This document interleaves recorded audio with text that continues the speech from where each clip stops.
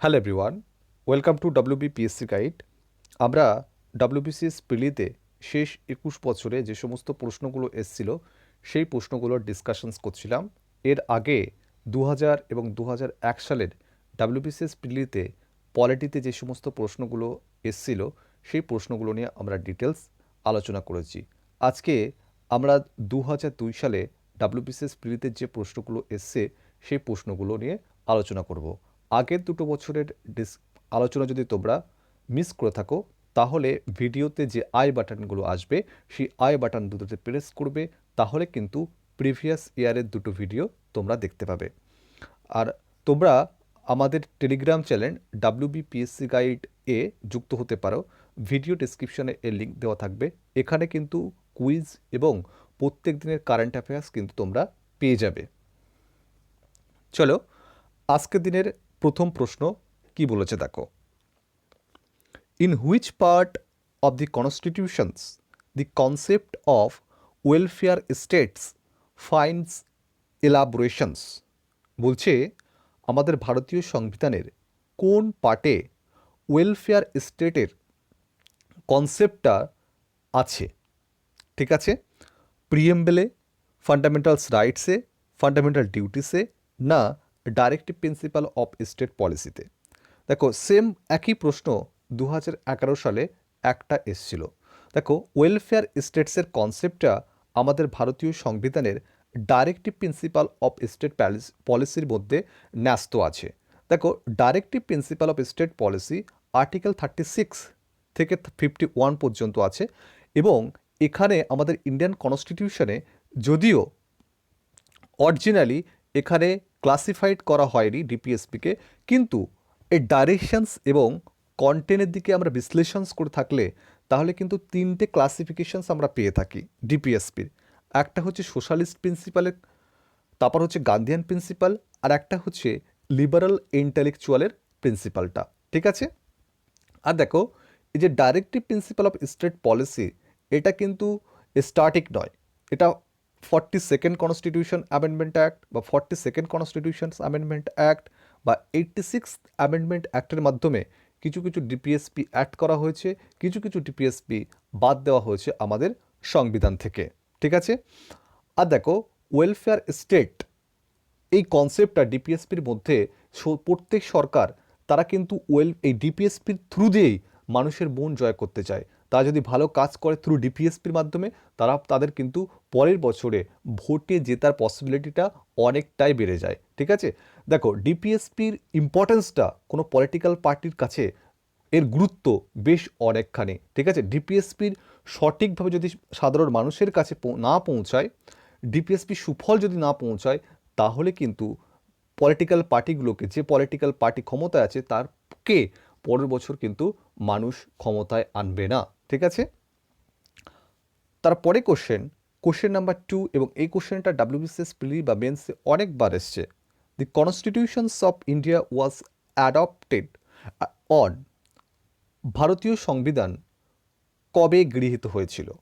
26শে জানুয়ারি 1950, 26শে জানুয়ারি 1949, 26শে November 1949, না 31শে December 1949। দেখো adopt করা যদি বলে বা গ্রহণ করা যদি বলে ভারতীয় সংবিধান কবে হয়েছিল, সেক্ষেত্রে আনসার হবে অপশান সি 26শে নভেম্বর 1949। আর যদি বলে ইমপ্লিমেন্ট কবে হয়েছিল বা চালু কবে হয়েছিল, সেক্ষেত্রে আনসার হবে 26শে জানুয়ারি 1950। ওকে, গ্রহণ করাটা বা অ্যাডপ্ট করাটা ফার্স্টে হবে আর ইমপ্লিমেন্টেশন বা শুরু হওয়াটা পরে হবে। ঠিক আছে, একটা হচ্ছে নভেম্বর 1949 আর একটা হচ্ছে 26শে জানুয়ারি 1950। তারপরে কোশ্চেন নাম্বার 3 কি বলেছে? The structural adjustment programme was adopt by the government of India in, structural adjustment প্রোগ্রামটা ভারত সরকার কবে গ্রহণ করেছিল? 1993, 1990, 1991, না 1992? স্ট্রাকচারাল অ্যাডজাস্টমেন্ট প্রোগ্রামটা ভারত সরকার গ্রহণ করেছিল 1991 সালে। তাহলে এই প্রশ্নটা সঠিক অ্যান্সার হবে অপশান সি। তারপরে কোশ্চেন নাম্বার 4, এবং এই কোশ্চেনটা খুব ভালো এবং WBCS প্রিলি এবং মেনে দুটোতেই কিন্তু এই প্রশ্নটা এসছে। দি parliament of India consist of, ভারতের যে সংসদ আছে, পার্লামেন্ট আছে, এটা কি কি দিয়ে গঠিত, কি কি এলিমেন্ট আছে এর মধ্যে? ফার্স্ট অপশন কি বলেছে? The president, Lok Sabha and Rajya Sabha. তারপর বলেছে the Lok Sabha and Rajya Sabha. Option C বলেছে লোকসভা, স্পিকার এবং প্রাইম মিনিস্টার। অপশান ডি বলেছে নান অফ দি অ্যাবভ। দেখো, অ্যাকর্ডিং টু আর্টিকেল 79, আমাদের যে পার্লামেন্টের তিনটে অঙ্গ আছে, বা পার্লামেন্ট তিনটে অঙ্গ দিয়ে গঠিত: প্রেসিডেন্ট, লোকসভা এবং রাজ্যসভা। লোকসভা লোয়ার হাউস, রাজ্যসভা হচ্ছে আপার হাউস। আমাদের মনে হতে পারে যে এখানে প্রেসিডেন্ট ইনক্লুড হবে কেন? প্রেসিডেন্ট, আমাদের দুটো মানে কক্ষ আছে, একটা হচ্ছে লোকসভার, একটা রাজ্যসভা, এরাই তো বিল পাস করে, তাহলে বিল পাস করলেই তো হচ্ছে বেসিক্যালি হয়ে গেল। কিন্তু তা নয়, ঠিক আছে? লোকসভা এবং রাজ্যসভা যে বিল পাস করছে, সেটা যতক্ষণ তো না প্রেসিডেন্ট অফ ইন্ডিয়া সাইন করছে, সেই বিলটা ততক্ষণ পর্যন্ত কিন্তু আইনে পরিণত হবে না, ঠিক আছে? তাহলে প্রেসিডেন্ট অফ ইন্ডিয়ারও কিন্তু রোল আছে, গুরুত্ব আছে, ঠিক আছে? তার জন্য আমাদের পার্লামেন্টটা, এটা তিনটে কক্ষ, তিনটে হচ্ছে অঙ্গ, প্রেসিডেন্ট, লোকসভা এবং রাজ্যসভা নিয়ে গঠিত, ঠিক আছে? তারপরে কোশ্চেন নাম্বার 5 কি বলেছে? The chief source of political power in India, ভারতের পলিটিক্যাল পাওয়ারসের মুখ্য উৎস কোনটি? ঠিক আছে? দি পিপলস, কনস্টিটিউশনস, পার্লামেন্ট, না পার্লামেন্ট অ্যান্ড স্টেট লেজিসলেচার। দেখো, ভারতের পলিটিক্যাল পাওয়ারের মূল উৎস নো ডাউট মানুষ, ঠিক আছে? পিপুল, ওকে?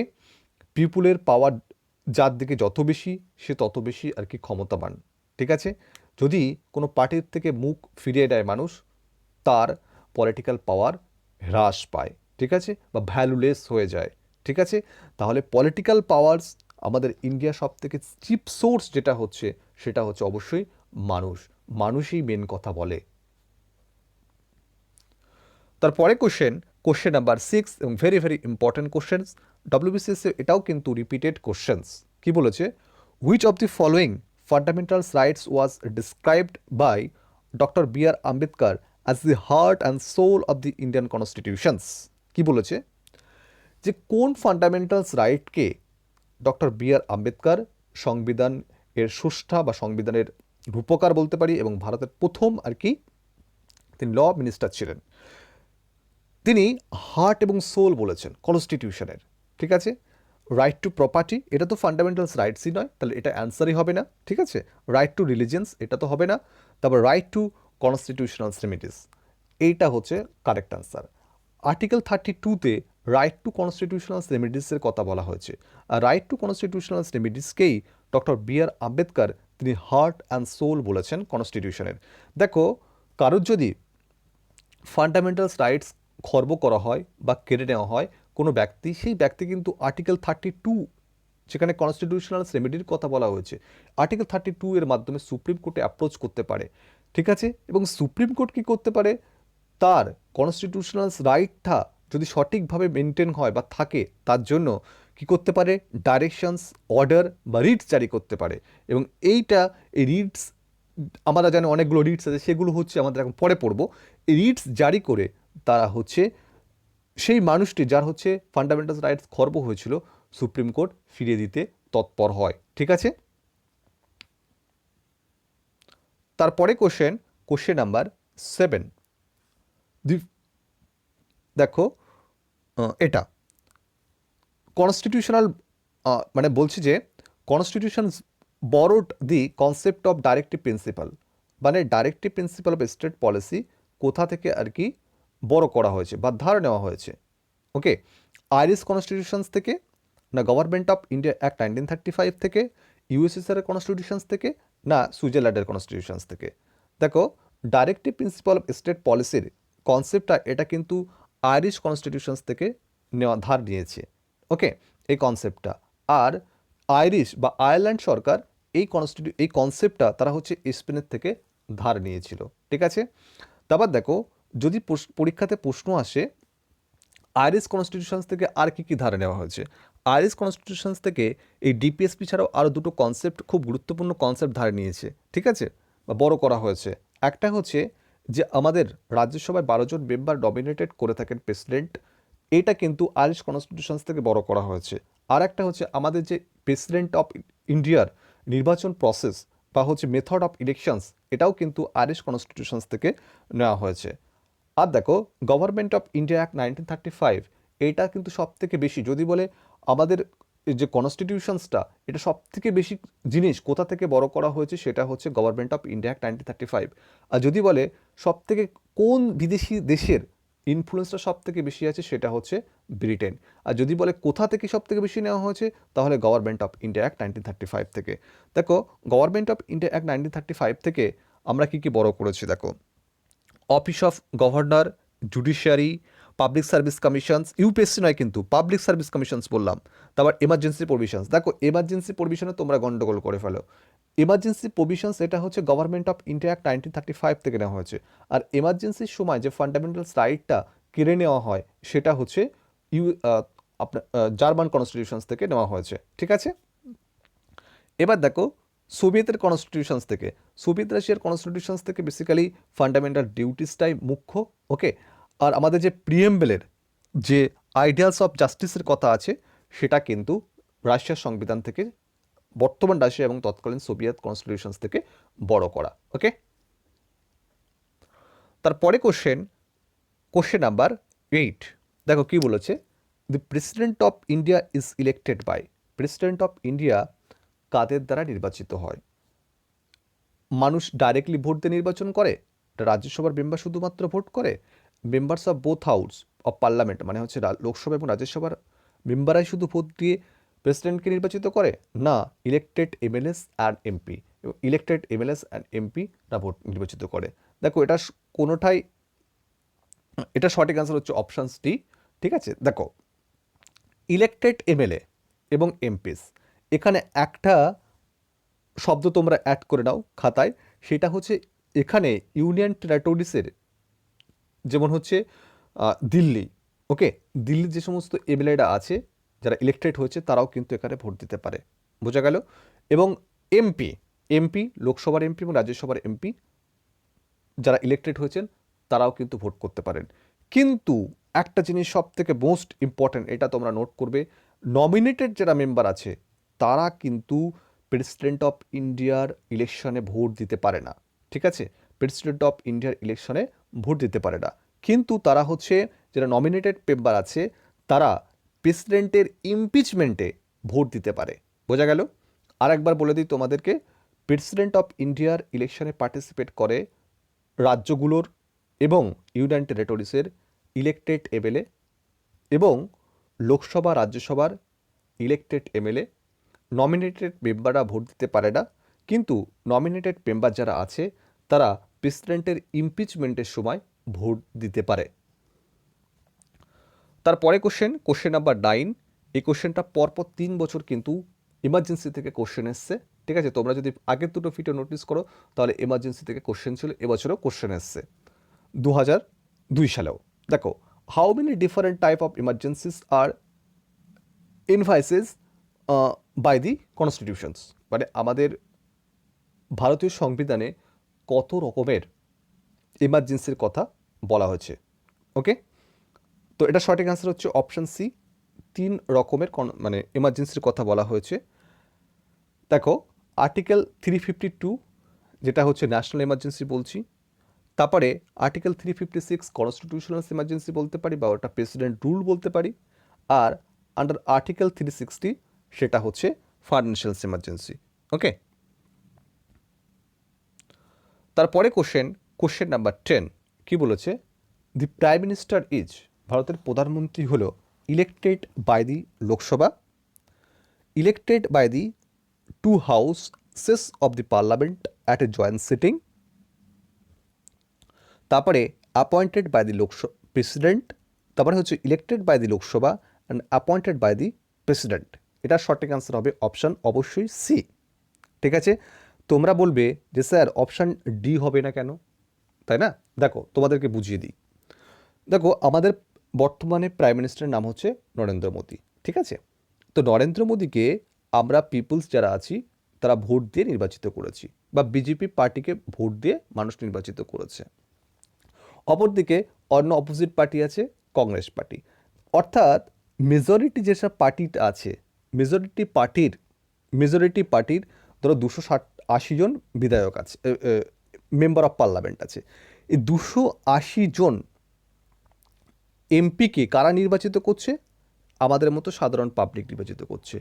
এবার দেখো এই 280 জন এমপি তারা একসঙ্গে বসলো এবং বসে একজন সেই তাদের দলের একজনকে লিডার হিসেবে সিলেক্ট করলো। ইলেক্ট নয়, এই যে ইলেক্টটা এখানে ভুল দেওয়া আছে, ইলেক্ট নয়, সিলেক্ট করলো। ওই যে 280 জন বিজেপি পার্টির এমপিরা তারা সিলেক্ট করলো নরেন্দ্র মোদীকে অ্যাজ এ লিডার। ওই লিডার তিনি হচ্ছে পরে দেশের প্রধানমন্ত্রী হবেন। বোঝা গেল? এবং যখন বিজেপি পার্টি থেকে প্রাইম মিনিস্টার নরেন্দ্র মোদীকে সিলেক্ট করা হলো, তিনি হচ্ছে আলটিমেটলি অ্যাপয়েন্টেড হলো কার দ্বারা? প্রেসিডেন্ট অফ ইন্ডিয়ার দ্বারা। তাহলে এই যে ফার্স্ট স্টেটমেন্ট যেটা আছে, মানে এই স্টেটমেন্টের ফার্স্ট পার্ট যেটা শব্দটা আছে, ইলেক্টেড শব্দটা যথাযথ নয়। সিলেক্টেড শব্দ হলে তাহলে কিন্তু আমরা এই স্টেটমেন্টটা নিয়ে নিতাম, ঠিক আছে? কিন্তু সঠিক অ্যান্সার হবে option C, appointed by the president. তাহলে আরেকবার বুঝিয়ে দিই, দেখো আমাদের প্রধানমন্ত্রীকে জনগণ হচ্ছে ভোট দেয়। জনগণ ভোট দিয়ে নির্বাচিত করে কাকে? এমপিকে নির্বাচিত করে। এবার ধরো 550টা লোকসভার এমপি আছে। এবারে যারা ক্ষমতায় আসবে তারা হচ্ছে অর্ধেকের বেশি পেতে হবে, তাই না?